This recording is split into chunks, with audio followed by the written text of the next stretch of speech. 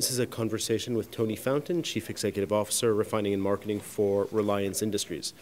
In your presentation, you had mentioned the changing nature of trade flows and had specifically mentioned India becoming, over the next few years, much more of a net exporter.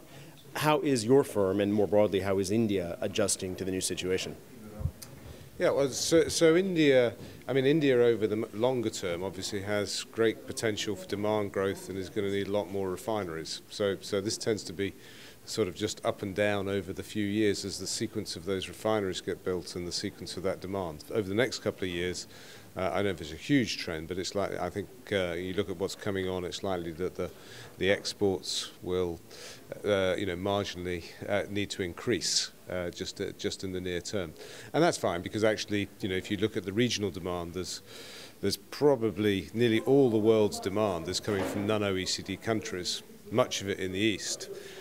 So what we're finding is that on the product side, it's interesting on trade flows, on the product side, we're finding more of our products are heading into the Eastern markets, while on the crude side is almost the opposite. We're finding, because of what's happened in the US, we're finding those crudes that were traditionally sort of going into the US are now being competed out by their own domestic production. So we're accessing some of the South American crudes and some of the West African crudes that used to go to the US. So it's been directionally, products are more in the east for us increasingly, and crudes we're going further afield and capturing those crudes not only from our traditional Middle East market but also from South America and from West Africa. And you had also talked in your presentation about the challenges that biofuels pose to refiners. Could you talk a little bit about the role of biofuels and sort of elaborate on what those challenges are and how the industry is responding to them?